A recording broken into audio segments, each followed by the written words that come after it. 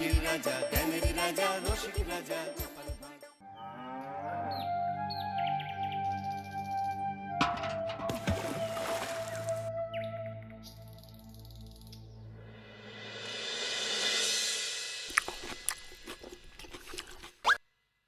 কি জল নেই? জল শেষ হয়ে গেল নাকি? এই জানো তো, গ্রামের সব জলাশয়ের জলস্তর না নেমে গেছে, পুকুরও শুকিয়ে গেছে, কুয়োতে জল অনেক নিচে চলে গেছে। কি যে হবে কে জানে। এই বছর তো বৃষ্টি হয়েছে কম, তার উপর মানুষজন জল ব্যবহারের চেয়ে নষ্ট করে বেশি। দেখি মহারাজকে বলতে হবে।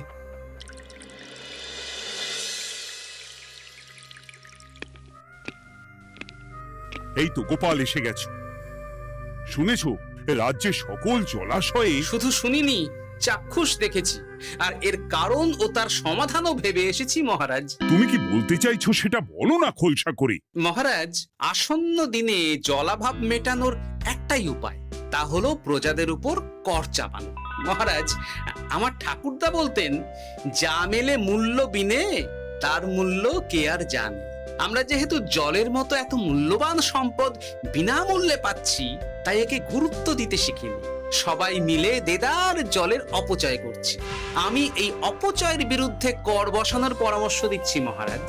জলের জন্য দেবে দাম, ছুটে যাবে কাল ঘাম। হ্যাঁ, যখনই জলের জন্য কর দিতে হবে, তখনই জলের অপচয় বন্ধ হবে।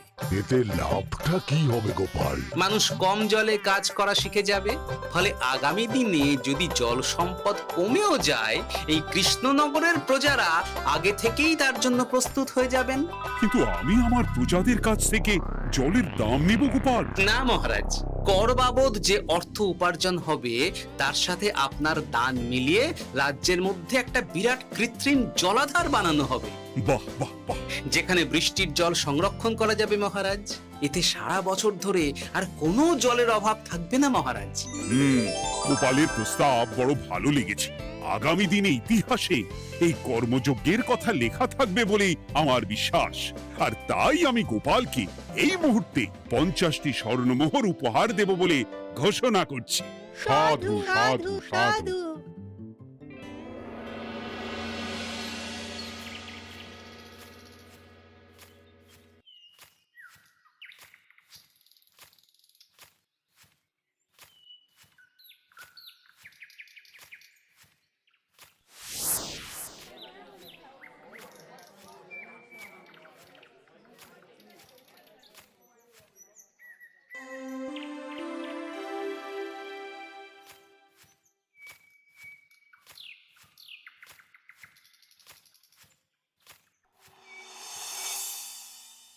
মানে আমার এই এতটুকু স্বাদ তুমি পূর্ণ করবে না?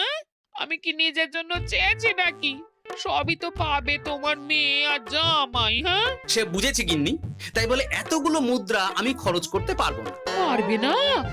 আমি তাঁতির বাড়ি থেকে মেয়ে জামাইয়ের জন্য কয়েকটা শাড়ি আর ভালো পাঞ্জাবি কিনে একটু পাঠাবো। কিন্তু এখন আমার কাছে অত মুদ্রা নেই গিন্নি, পরে পেলে আমি ঠিক তোমার স্বাদ পূরণ করব। আবার বাজে কথা বলার জায়গা পাও না তুমি। এতক্ষণ কোথায় ছিলে গো? আমি বেলায় নদীর পাড়ে গিয়েছিলাম, তখন কমলা আমাকে বলল তোমায় নাকি দেখেছে। কি দেখেছি?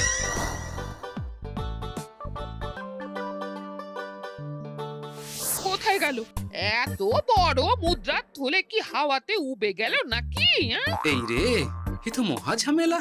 কখন কি যে গিন্নিকে খবর দিচ্ছে সেটা টেরও পাইনি। বলি মুখে কুলু পাটলে যে বড়, বলি রাজা মশাইয়ের কাছ থেকে যে এত রোজগার করো, সেই মুদ্রা যায় কোথায়?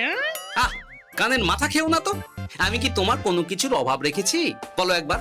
খাওয়া পড়া কোনো কিছুর তো কোনো খামতি নেই তোমার। মানছি রাখোনি, কিন্তু তাই বলে আমিও তোমার স্ত্রী, তোমার গিন্নি গো গিন্নি, তাই না? আমার তো জানার অধিকার আছে নাকি যে তোমার উপার্জনের অর্থ করি সব কোথায় যাচ্ছে? জানবে জানবে, সব জানবে। এখন কিছু খেতে দাও দেখি, পেটে ছুঁচোয় ডন বৈঠক মারছে। না, এরপর থেকে আর মহারাজের কাছে উপহার পেলে ওইভাবে খোলা হাটের মধ্যে দিয়ে আসা যাওয়া করা যাবে না।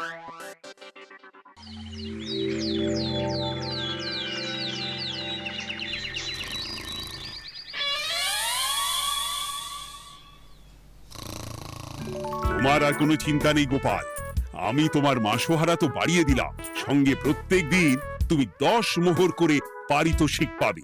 এই নাও।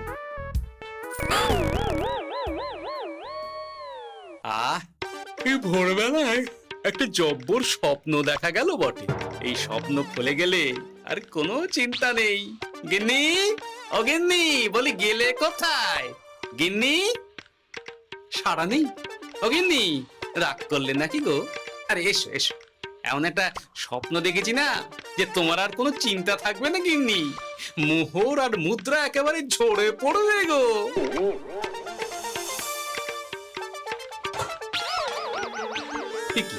এইসব ফলাহার সাজিয়ে রেখে গেল কোথায় গিন্নি? নিজের বাপের বাড়িতে তো যাবে না, কেউ নেই সেখানে। মেয়ের বাড়ি গেল নাকি? না, মেয়ের বাড়িতে তো গিন্নি যায় না। তাহলে না না, খালি পেটে এত ভাবতে পারছি না। আগে মুখ হাত ধুয়ে এসে কিছু খেয়ে নি, তারপর দেখি গিন্নি কোথায় গেল। না, গিন্নিকে তো কোথাও দেখলাম না। গেল কোথায়? যাকে আগে রাজবাড়িতে তো যাই, ফেরার সময় না হয় আবার খোঁজ নেব, ততক্ষণে ফিরেও আসতে পারে।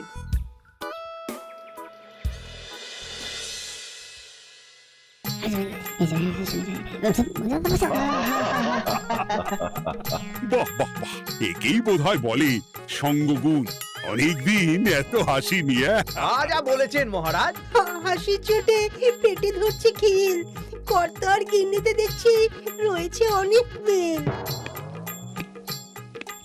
কি গিন্নি, তুমি এখানে কি করছো?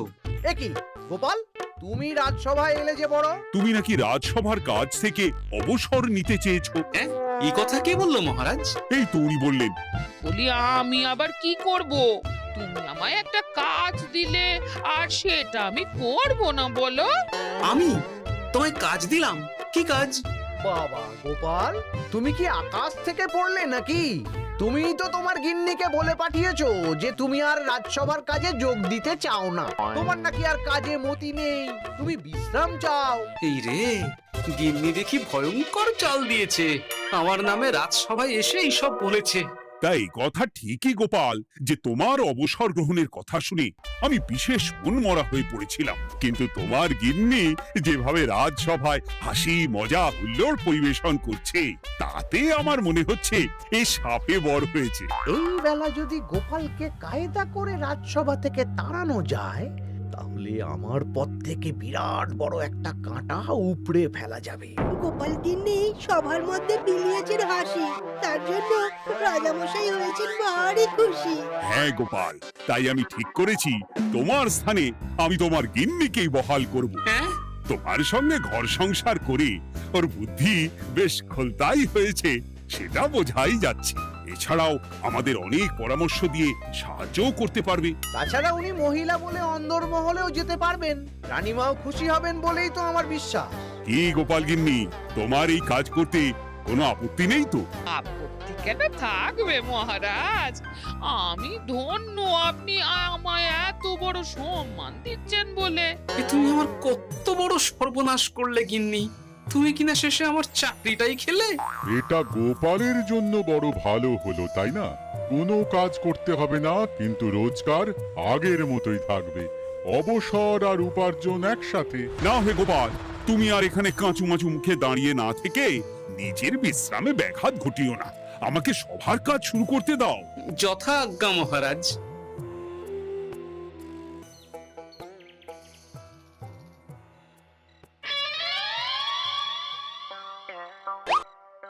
মানে মহারাজ সমস্যার সমাধান করতে দিয়েছেন তোমাকে, আর তার উত্তর দেব আমি? কেন? তুমি আমার চাকরি খাবে আর তোমার সেই চাকরি রাখার দায় নেব আমি? হ্যাঁ হ্যাঁ, নেবে। মানে কাল রাজসভায় মহারাজের সমস্যার সমাধান করব, সেই মতো কথা দিয়ে এসেছি। হ্যাঁ, আগাম 10টা মুদ্রাও বাগিয়ে এনেছি।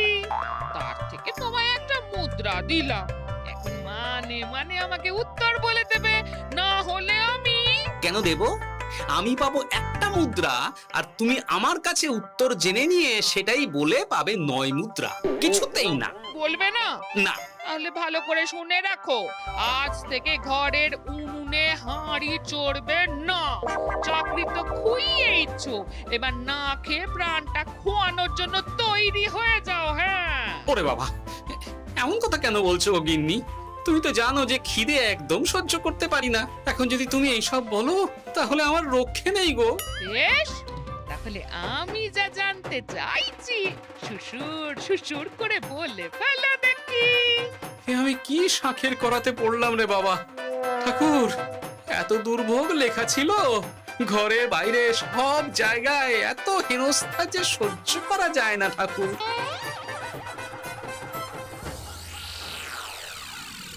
একেই তো বলে গো গিন্নি, মেঘ না চাইতেই জল। এতদিন কতভাবে চেষ্টা করেছি গোপালকে রাজসভা থেকে তাড়াবার, আর গোপাল নিজেই কিনা রাজসভা থেকে পালিয়ে গেল। সব বলছো? তোমার শরীর ঠিক আছে তো? শরীর মন সব ঠিক আছে, তবে গোপালের বদলে কাকে বহাল করা হয়েছে শুনলে তোমার মাথা ঘুরে যাবে। কাকে? গোপাল গিন্নিকে। আমার কিন্তু বিষয়টা খুব একটা সরল ঠেকছে না গো। গোপাল ভাঁড়ের বুদ্ধি তো আর যে সে বুদ্ধি নয়।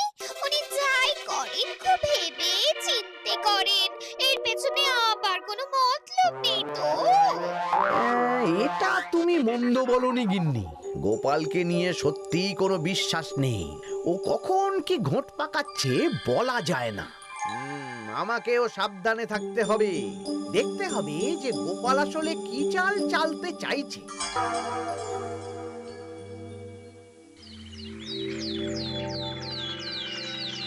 হ্যাঁ গোপাল গিন্নি, এই একটাই প্রশ্ন আমায় সারা রাত ধরে জাগিয়ে রেখেছে। মানুষ মরে ভূত হয়, ভূত কি মরে? তাহলে ভূত মরলে কি হয়? মানে মহারাজ, এই প্রশ্নের উত্তর আমার আজকে দিতে ইচ্ছে করছে না। হ্যাঁ, আমি না হয় আপনাকে আগামীকাল এই প্রশ্নের উত্তর দেব, ঠিক আছে? হ্যাঁ, গাছ থেকে পড়ে গেলে জাপটে ধরে ডালকে। আজকের প্রশ্নের উত্তর উনি দেবেন কালকে। না হে গোপাল গিন্নি, তা হয় না। এই প্রশ্ন আমাকে সারা রাত বিচলিত করেছে। আবার যদি আজকেও এই প্রশ্নের উত্তর না পাই, তাহলে তো আবার একটা নিদ্রাহীন রাত আমাকে কাটাতে হবে। মানে আমি বলছিলাম কি মহারাজ, গোপাল গিন্নি তো সদ্য এই কাজে বহাল হয়েছে, তাই তাকে তো একটু সময় দেওয়া দরকার নাকি? কিন্তু প্রশ্নের উত্তর না পেলে যদি মহারাজের শরীর খারাপ হয়, তার দায় কে নেবে মন্ত্রী মশাই? এই রে, এখন আমি কি করব? এ তো মহা বিপদে পড়লাম দেখছি।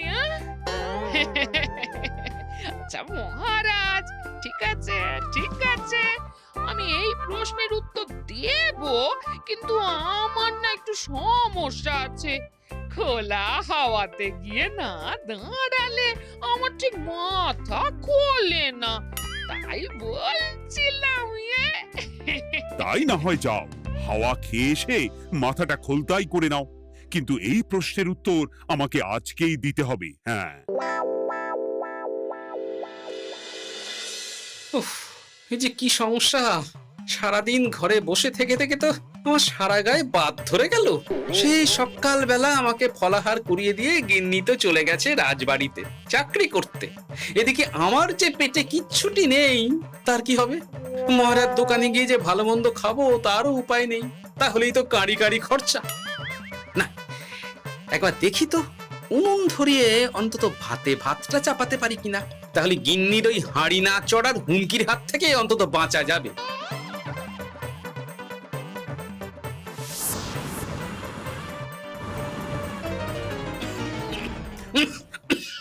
ও বাবা গো, ও বাবা, এত কেসে কেসে সোজা শেষ যাত্রা হয়ে যাবে আমার। না, এর চেয়ে না খেয়ে মরাও ঢের ভালো। দেখি তুমি বাড়িতে কেন? এত হাঁপাচ্ছ কেন? ষাঁড়ে তাড়া করেছে নাকি? আরে না গো, মানুষ মরে ভূত হয়, ভূত কি মরে? তাহলে ভূত মরলে কি হয়? খোলা হাওয়াতে গিয়ে না দাঁড়ালে আমার ঠিক মাথা খোলে না। ও, এই হলো ব্যাপার। বেশ, এর উত্তর তোমায় আমি বলে দিচ্ছি। ভূত মরে প্রথমে এক ঝুড়ি অন্ধকার হয়, সেই অন্ধকার হাওয়াতে উড়ে বেড়ায়, এক সময় সেই অন্ধকার পাতলা হতে হতে কুয়াশার মতো হয়ে যায়। ব্যাস, মিটে গেল। ব্যাস, মিটে গেল।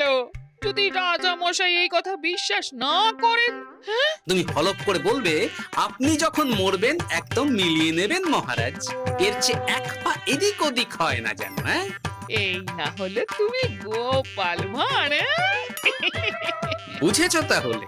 এই তুমি চিন্তা করো না, রাজবাড়ি থেকে ফেরার সময় আমি তোমার জন্য অনেক অনেক বাজার করে আনবো, ঠিক আছে? এই আমি যাই। এ তো ভারী মজা হলো। মহারাজ তক্ষুনি প্রশ্নের উত্তর চাইলে গিন্নি এইভাবে সেই রাজবাড়ি থেকে দুধ দাঁড়িয়ে ছুটে আসছে উত্তর জানতে।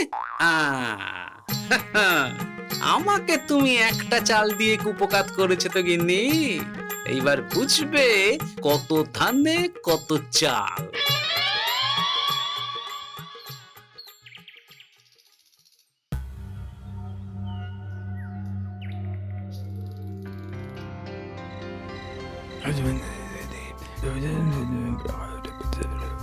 বুঝেছিস তো তোর কাজটা? খুব বুঝেছি গোপাল দাদা। নেই, এবার লেগে পড় দেখি।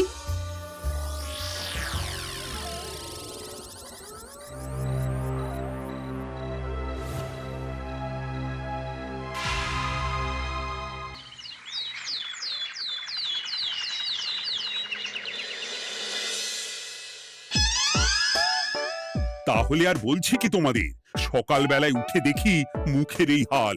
এই কাণ্ড কি করে হলো মহারাজ? তার আমি কি জানি। আমি সকালে উঠে আয়নায় নিজেকে এই অবস্থায় দেখে খুব চিন্তায় রয়েছি।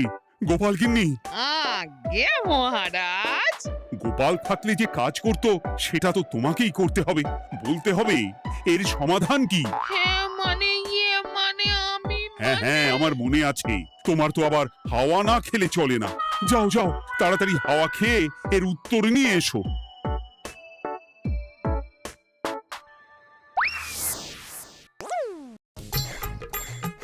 এই জন্য তুমি এত দূর ছুটে এলে গিন্নি?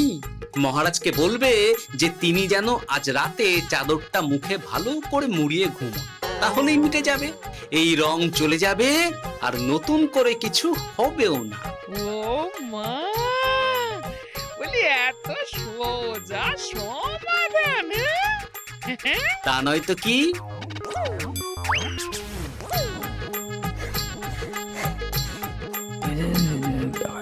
কাল সারা রাত আকাশে একবার দেখলাম চাঁদ উঠেছে, আর একবার দেখলাম ঘোর অমাবস্যা। এর কারণ কি? একই রাতে দুই তিথি হয় কি করে? আর একটা সমস্যা। হ্যাঁ, এটা আগে বললেই তো হতো মহারাজ।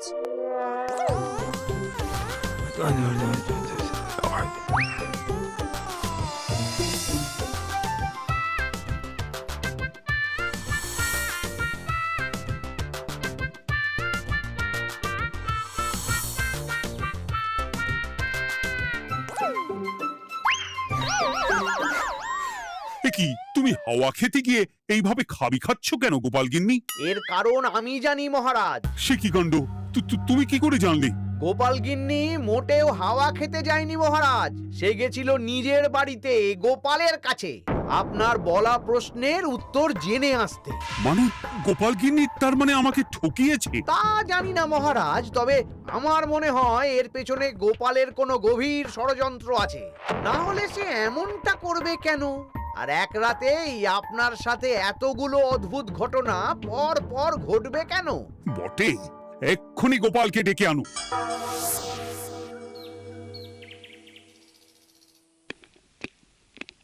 না মহারাজ, আমি সত্যি অবসর চেয়েছিলাম, আর তাই আমার গিন্নি আপনার কাছে এসে বলেছিল। ওর কোনো দোষ নেই মহারাজ।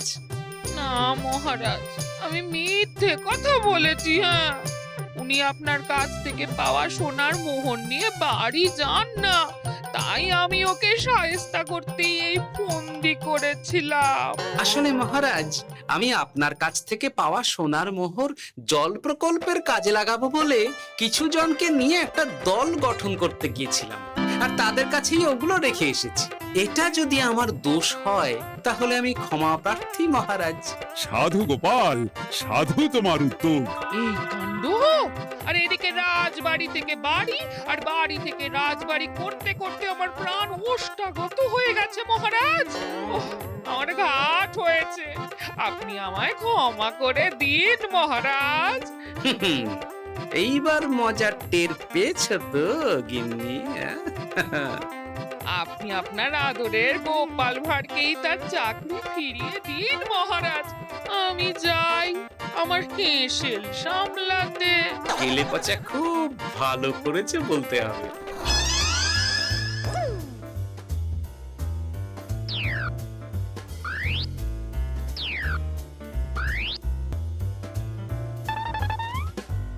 তবে মহারাজ, অমাবস্যা পূর্ণিমা সব আমার বুদ্ধিতেই কেলেপচা করেছিল।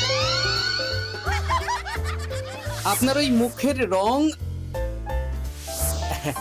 ওটি একটি বিশেষ রং যার আয়ু একদিন, তাই ওটা এমনিই মিলিয়ে গেছে। হ্যাঁ, সেই বরং ভালো। তুমি তোমার গিন্নিকে নিস্তার দাও গোপাল, তাছাড়া আমিও আমার গোপালকে ছেড়ে আর থাকতে পারছি না। যথা আজ্ঞা মহারাজ। আমারও যে আর এই অবসর ভালো লাগছে না মহারাজ। গোপাল ছাড়া রাজসভা যে লাগে ফাঁকা ফাঁকা, তাই তো আবার চাকরিতে তাকে বহাল রাখা।